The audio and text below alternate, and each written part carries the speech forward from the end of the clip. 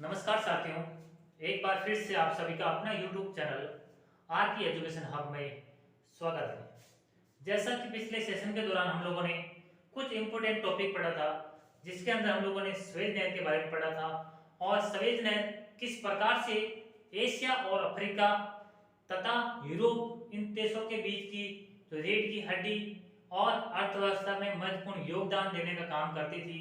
उसी प्रकार आज हम एक इम्पोर्टेंट टॉपिक के बारे में पढ़ेंगे और वो टॉपिक है पनामा नहर। आखिर पनामा नहर का निर्माण क्यों करना पड़ा, किस देश के द्वारा किया गया, कब किया गया और पनामा नहर का निर्माण करने के बाद किस देश को ज़्यादा फायदा हुआ, इन तमाम तरह के इम्पोर्टेंट तथ्यों के बारे में हम लोग जानकारी प्राप्त करेंगे। इस वीडियो के अंदर जिस टॉपिक के बारे में हम लोग जानकारी प्राप्त करेंगे उस टॉपिक के बारे में हम लोगों ने बड़े से बड़े कंसेप्ट को शामिल किया गया है। यानी आप किसी भी एग्जाम की तैयारी कर रहे हो तो आपके लिए ये वीडियो काफी हेल्पफुल साबित होगा। तो शुरुआत करते हैं। आखिर इस वर्ल्ड मैप के अंदर आप देख पा रहे हैं ये दुनिया की लोकेशन है और इसी लोकेशन के अंदर हम आपको बता पा रहे हैं, जैसा कि मैंने आपको कुछ इरेज करके बता दिया कि आखिर ये उत्तरी अमेरिका महाद्वीप है और ये दक्षिणी अमेरिका महाद्वीप है। यहाँ की सिचुएशन और इसको किस नाम से जाना जाता है और तमाम तरह की जो भौगोलिक विशेषता है उसके बारे में हम लोग अध्ययन करेंगे। मैप के अंदर मैं आपको थोड़ा इसको इरेज करके बता देता हूँ ताकि आपको आसानी से इसको समझ पाए।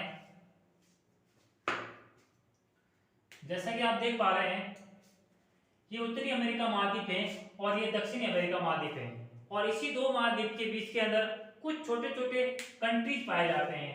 ये आप हिस्सा देख पा रहे हैं और इसी हिस्से के बीच के अंदर छोटे छोटे मिनी कंट्रीज हैं। उस मिनी कंट्रीज के अंदर एक कंट्रीज है वो है पनामा देश, ठीक है ना। और उसी पनामा देश के अंदर पनामा नहर का निर्माण किया गया। इसका रीजन क्या था उसके बारे में हम लोग पहले अध्ययन करेंगे। उससे पहले हम लोग ये जानेंगे कि आखिर किस देश को ज्यादा आवश्यकता पड़ी ताकि वो पनामा नहर का निर्माण किया जाए और वो अपनी अर्थव्यवस्था को और मजबूत बनाया जाए। वो देश हैं संयुक्त राज्य अमेरिका। संयुक्त राज्य अमेरिका जो कि उत्तरी अमेरिका महाद्वीप का एक देश है और उनके विभिन्न प्रकार के राज्य हैं, जिसके अंदर एक न्यूयॉर्क एक राज्य भी है और एक बंदरगाह भी है। वो किसका है? संयुक्त राज्य अमेरिका का राज्य है।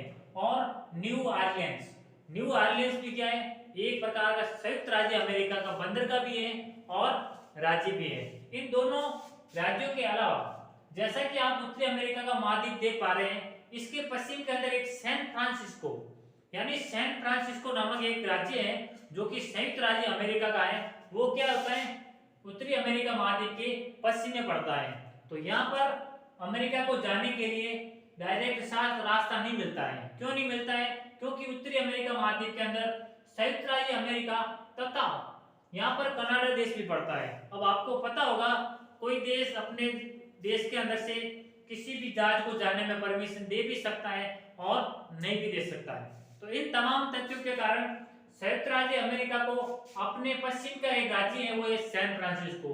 यहाँ तक कोई भी सैन्य सामग्री हो चाहे खाद्य सामग्री हो, इन तमाम तरह की जो खाद्य सामग्री, सैन्य सामग्री और बेसिक फैसिलिटीज जिनको नागरिकों को देनी चाहिए वो देने के लिए यहाँ पर आना पड़ता था। और यहाँ पर आने के लिए इनको क्या करना पड़ता था? मेक्सिको की खाड़ी से होते हुए दक्षिणी अमेरिका महाद्वीप से होते हुए इनको यहाँ पर प्रशांत महासागर से होते ऊपर जाना होता था। जैसा कि आप मैप के अंदर देख पा रहे हैं ये रास्ता अपनाया जाता था इनमें। इसी रास्ते के माध्यम से यूएसए द्वारा अपने जहाजों को सैन फ्रांसिस्को अपने प्रांत के अंदर खाद्य सामग्री और सैन्य सामग्री पहुंचाई जाती थी, जिसको ये कहा जाता था हॉर्न अंतरद्वीप है, जो कि एक प्रकार का कृत्रिम मार्ग बनाए गए हैं समुद्री जल राशि के द्वारा। इनके माध्यम से क्या होता था? संयुक्त राज्य अमेरिका सामान लोडिंग करके अपने जितने भी बड़े बड़े जहाज होते थे उसके अंदर कंटेनर के अंदर जहाज सामग्री को भर के फिर यहाँ पर बंदरगाह के ऊपर लाया जाता था, जिसका नाम था न्यूयॉर्क और न्यू ऑरलियंस। ये काफी इंपोर्टेंट बंदरगाह है, इस टॉपिक की दृष्टि से काफी इंपॉर्टेंट लोकेशन पर स्थित है, तो आपको इसके लोकेशन भी याद रखना है। कभी कभार मैप के अकॉर्डिंग भी क्वेश्चन पूछे जा सकते हैं, तो उस अकॉर्डिंग आपको याद रखना है कि आखिर न्यूयॉर्क और न्यूयॉर्क बंदरगाह कहाँ पर है, तो उत्तरी अमेरिका महाद्वीप के पूर्वी और दक्षिण पूर्व में, जो जैसे कि आप मैप देखकर पा रहे हैं। और यही वो स्थान है जहां पर मैक्सिको की खाड़ी स्थित है। मैक्सिको की खाड़ी आप देख पा रहे हैं, ये उत्तरी अमेरिका महाद्वीप और ये दक्षिणी अमेरिका महाद्वीप, इनके बीच का जो इलाका है यहाँ पर है मैक्सिको की खाड़ी। और इन्हीं दो बंदरगाहों के माध्यम से जहाज कंटेनर भर के इनको मैक्सिको की खाड़ी से लेके फिर अटलांटिक महासागर से होते हुए ये इस प्रकार से जाते थे, और जाते हुए प्रशांत महासागर से गुजरते हुए अपने पश्चिम का जो राज्य है जिनका नाम है सैन फ्रांसिस्को, वहां पर इनको सामग्री पहुंचानी जाती थी। इसका रीजन ये था क्योंकि यहाँ पर देशों के आपसी टकराव के माध्यम से संयुक्त राज्य अमेरिका को ज्यादा लॉस उठाना पड़ता था। इस प्रकार से ये दूरी तय करने में उनको काफी ज्यादा समुद्री शुल्क और जो भी सामग्री अपने राज्य में भेजी जाती थी वो काफी महंगी होती थी। इसके कारण वहां की जनता ने भी क्या इसका विरोध किया, और जनता भी मानती थी कि आखिर यहाँ पर जो भी सामग्री मिलती है उनका और यहाँ तक पहुंचने में जो भी वस्तुओं जो खर्च है वो ज्यादा होता था, तो निश्चित तौर पे कोई चीज का खर्च ज्यादा होगा तो उनका मार्केट प्राइस भी क्या होगा, ज्यादा होगा। तो इस प्रकार से आप देख पा रहे हैं कि आखिर इस माध्यम से जो भी कंटेनर अपने सामान को भर के यहाँ से जाता था, इसका नाम दे दिया गया, वो दे दिया गया हॉर्न अंतर्द्वीप। इनके अलावा जब भी संयुक्त राज्य अमेरिका को पड़ोसी देशों के बीच में टकराव होता था, तो कहीं ना कहीं पड़ोसी देश उसको ये नकार देते थे कि हम आपके पश्चिमी राज्य है सैन फ्रांसिस्को, वहां पर कोई भी सामग्री पहुंचाने में मदद नहीं करेंगे। तो यहाँ से जो भी सामग्री लोड होती थी तो उनका समुद्री कोस्ट ज्यादा हो जाता था। इस कारण वहां की पब्लिक ने और प्रशासन ने भी इसका विरोध किया। उन्होंने ये माना कि आखिर इस कोस्ट भी ज्यादा होता है तो सरकार को कुछ ना कुछ हमारे बारे में क्या है, निर्णय लेना चाहिए। तो संयुक्त राज्य अमेरिका ने सोचा क्यों ना ये बीच का जो भी हिस्सा है, जैसा कि आप मैप के अंदर देख पा रहे हैं, मैं आपको कुछ इरेज करके बता देता हूं। आप छोटा सा हिस्सा देख पा रहे हैं, और इसी हिस्से के माध्यम से यहाँ पर एक देश है, वो है पनामा देश, जिसका नाम है पनामा। और ये पनामा देश जिसके राजधानी है पनामा सिटी, ठीक है ना, पनामा देश है। यहाँ पर संयुक्त राज्य अमेरिका ने पनामा नहर बनाने का निर्णय लिया। अब आप बताओगे या आप पूछोगे सर कि आखिर यहाँ पर छोटे छोटे और भी देश है, आखिर पनामा देश को इसका पनामा नहर बनाने में यूज क्यों किया गया? इसका एक बड़ा रीजन था, वो है यहाँ पर एक गार्टन झील है, उसका नाम है गार्टन झील। अब आते हैं कि आखिर गार्टन झील क्या है, उसके बारे में हम लोग अध्ययन करेंगे। गार्टन झील है जो कि यहाँ पर पनामा देश के अंदर, मैं आपको इस मैप के माध्यम से बता देता हूं।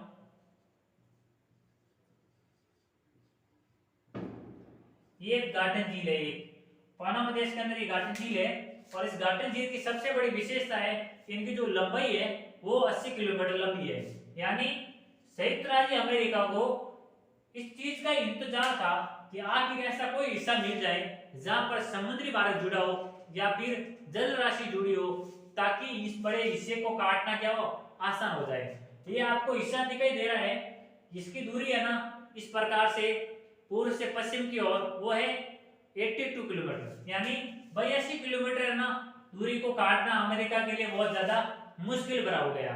तो उन्होंने क्या सोचा कि आखिर पनामा देश के अंदर एक गार्टन झील है, उनकी ऑलरेडी लंबाई 80 किलोमीटर है, तो अपन को क्या करना पड़ेगा, 1 किलोमीटर पूर्व और 1 किलोमीटर पश्चिमी हिस्सा काट के आप इस नहर का हम निर्माण आसानी से कर सकते हैं। इसी रीजन के कारण उन्होंने पनामा देश को चुना, और पनामा देश को चुनने का रीजन बड़ा था, वो था यहाँ पर स्थित गार्टन झील। तब आपको कॉम्पिटिटिव एग्जाम की दृष्टि से काफी इंपॉर्टेंट क्वेश्चन बनता है कि पनामा नहर है जो किस उद्देश्य द्वारा बनाई गई, तो आप लोग इसको इस माध्यम से संक्षेप में कह सकते हो कि संयुक्त राज्य अमेरिका का पश्चिमी जो प्रांत है सैन फ्रांसिस्को, वहां पर अपनी बेसिक सुविधा को पहुंचाने के लिए इस देश के द्वारा ठोस कदम उठाया गया है। लेकिन इसके अलावा गार्टन झील है वो किस देश के अंदर स्थित है, वो देश हो जाएगा पनामा देश, जो कि उत्तरी अमेरिका महाद्वीप और दक्षिणी अमेरिका महाद्वीप का के बीच का हिस्सा है, जिसको मध्य अमेरिका कहा जाता है, उनका देश है। और वहां पर एक गार्डन झील है। उन्हीं की विशेषता के कारण संयुक्त राज्य अमेरिका ने यहाँ पर पनामा नहर बनाने का निर्णय लिया। आखिर पनामा नहर है, उसकी जो लंबाई है वो है 82 किलोमीटर। 82 किलोमीटर पनामा नहर की लंबाई है।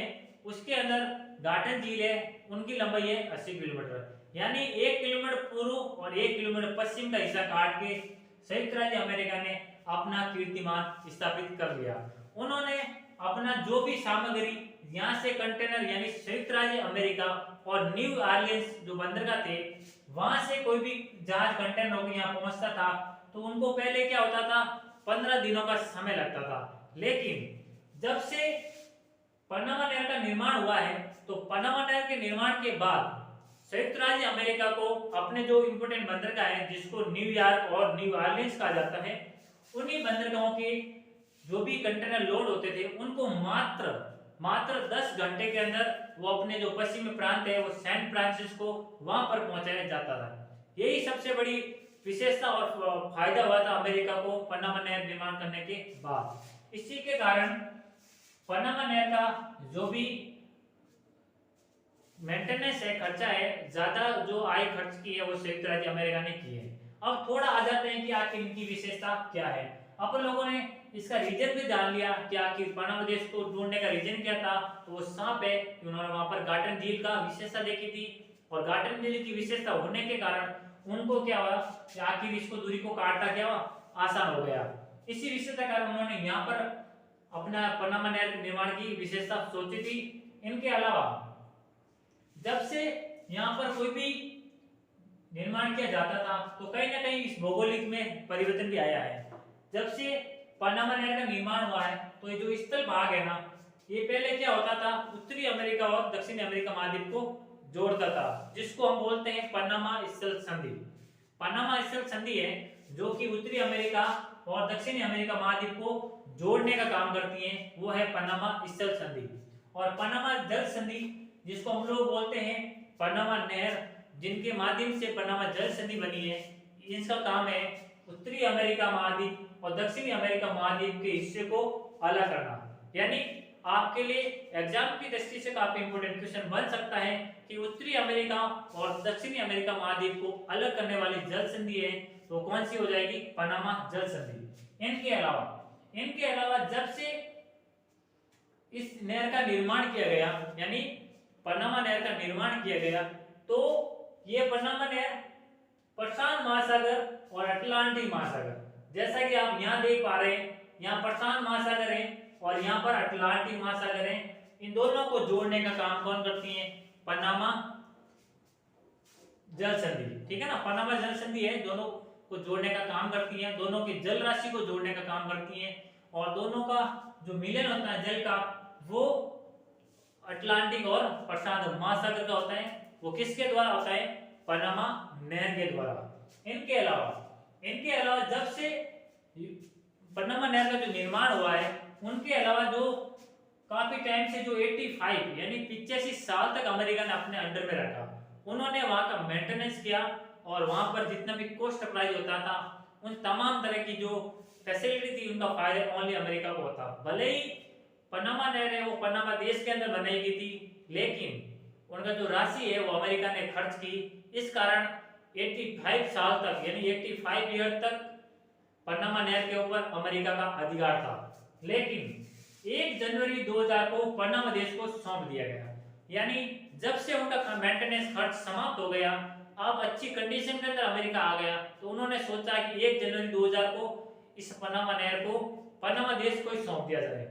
पनामा देश, क्योंकि पनामा नहर है जो पनामा देश के अंदर ही है, तो अब पनामा देश के लिए ये अर्थव्यवस्था की रीढ़ की हड्डी होगी और पनामा देश के लोगों को फायदा भी होगा।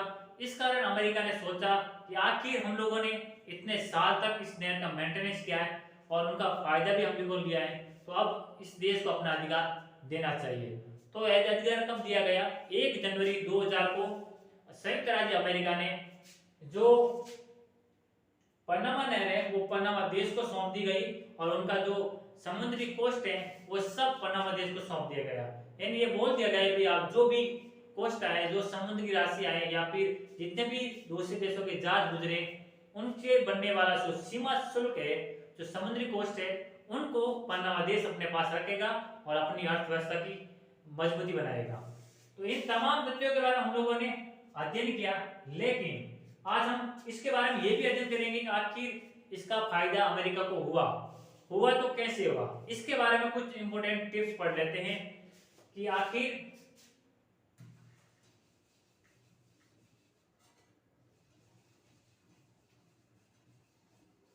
जब से आप देख पा रहे हैं, मैं आपको इरेज करके बता देता हूं। पहले क्या होता था कि संयुक्त राज्य अमेरिका को समुद्री कोस्ट के अलावा, आप ये देख पा रहे हैं, ये वो इमारत है जिसको हॉर्न अंतर्द्वीप कहा जाता है, इसी माध्यम से जहाज गुजरते थे। लेकिन जब से पनामा नहर का निर्माण हुआ है, तब से न्यूयॉर्क, जो कि अमेरिका का बंदरगाह है, न्यूयॉर्क से लगाकर जो पश्चिमी अमेरिका का राज्य है सैन फ्रांसिस्को, यहाँ की दूरी में कितनी कमी हुई? 13,000 किलोमीटर। यानी पनामा नहर का निर्माण करने के बाद अब अमेरिका को 13,000 किलोमीटर की दूरी कम तय करनी पड़ेगी। और ये विशेषता क्यों जागृत हुई? अमेरिका द्वारा पनामा नहर का निर्माण करना। तो कितने किलोमीटर की हो गई? 13,000 किलोमीटर दूरी कम हो गई। और वो कहाँ हुई थी? न्यूयॉर्क से लगाकर सैन फ्रांसिस्को तक 13,000 की दूरी कम हो गई। इनके अलावा जो न्यू ऑरलियंस है, ये जो राज्य है, इनसे भी जहाज गुजरते थे। तो इनसे लगाकर सैन फ्रांसिस्को तक 6,500 किलोमीटर के अलावा कुछ दूरी और बढ़ा दी गई मैक्सिको की खाड़ी से। इसका ये दूरी टोटल हो गई 9,000, यानी 9,000 किलोमीटर कम दूरी अब तय करनी पड़ेगी। कहां से? न्यू ऑरलियंस से लेकर सैन फ्रांसिस्को तक, क्योंकि ये दो बंदरगाह थे और दोनों से माल और कंटेनर होकर गुजरते थे। तो यहां से दोनों की दूरी कम हो गई। ठीक है ना? तो कितनी हो गई? न्यू ऑरलियंस और सैन फ्रांसिस्को, इसकी हो गई 9,000 किलोमीटर। न्यू ऑरलियंस और सैन फ्रांसिस्को, जिसकी दूरी कम हो गई 9,000 किलोमीटर, और न्यूयॉर्क और सैन फ्रांसिस्को दोनों राज्य हैं, इनके बीच की दूरी हो गई वो है 13,000 किलोमीटर। ये दोनों विशेषता आपको याद रखना है। और ये विशेषता जागृत तब हुई जब अमेरिका द्वारा पनामा देश के अंदर पनामा नहर का निर्माण करना। इन्हीं के माध्यम से जो भी जहाज यहाँ से होकर हॉर्न अंतर्द्वीप के माध्यम से यहाँ जाते थे, अब उनको यहाँ से नहीं जाना पड़ेगा, दक्षिणी अमेरिका महाद्वीप से होकर नहीं जाना पड़ेगा, वो डायरेक्ट यहाँ से जा सकते हैं पनामा नहर के माध्यम से, और अपनी दूरी को कम करके यहाँ के लोगों को कम कॉस्ट प्राइस के अंदर वस्तु को बेच सकते हैं और अमेरिका को भी ज्यादा फायदा हुआ। इनके अलावा तमाम तरह के जो बेसिक कंसेप्ट होते हैं, इनसे रिलेटेड हम लोगों ने पढ़ लिए हैं। ठीक है ना? और इससे अलावा जो भी क्वेश्चन बनेंगे, जैसे कि पनामा नहर की जो लॉग सिस्टम प्रणाली है, उनके लिए हमने सेपरेट वीडियो बनाया है, क्योंकि हर कॉम्पिटिटिव एग्जाम के अंदर उस लॉग सिस्टम प्रणाली से क्वेश्चन आते ही है। तो डेफिनेटली हमने सोचा कि कहीं ना कहीं लॉग सिस्टम प्रणाली के लिए अलग से वीडियो बनाया जाए, ताकि आप लोगों को समझने में आसानी होगी। ये पनामा नहर और संयुक्त राज्य अमेरिका की बेसिक विशेषता थी, जो एक कॉम्पिटिटिव स्टूडेंट को जानना जरूरी होता है कि किस महाद्वीप के अंदर है, कौन से देश के अंदर है, कितनी दूरियां हैं और इसका निर्माण करने से फायदा क्या हुआ। इस तमाम तरह के तथ्यों को हम लोगों ने अध्ययन कर लिया। लेकिन नेक्स्ट पार्ट के अंदर हम आपको बताएंगे कि आखिर पनामा नहर है, उसकी लॉग सिस्टम प्रणाली किस प्रकार से काम करती है, उसी लॉग सिस्टम प्रणाली से जो भी क्वेश्चन बनते हैं वो काफी मॉडरेट बनते हैं। तो उम्मीद करता हूं कि वीडियो आपको पसंद आया होगा, और पसंद आया तो लाइक शेयर और चैनल पर हम सब्सक्राइब जरूर करें। आपका सपोर्ट ही हमें इस तरह के कार्य करने के लिए मोटिवेट करेगा। हम लोग प्रयास करेंगे कि बेहतर से बेहतर जो कंटेंट है वो आपके स्टडी मटेरियल के अंदर इंक्लूड करें, ताकि आपको ज्यादा से ज्यादा फायदा हो। ये मैप और यहाँ की बेसिक विशेषता पढ़ने के बाद और सेकंड वीडियो देखने के बाद आपको कोई भी एक्स्ट्रा वीडियो देखने की जरूरत नहीं पड़ेगी, क्योंकि यहाँ पर बेहतरीन कंसेप्ट को शामिल किया गया है। मिलते हैं नेक्स्ट टॉपिक के साथ, तब तक के लिए आसपास सफे रखें और देश के जवानों और महिलाओं का सम्मान करें। जय हिंद, जय भारत।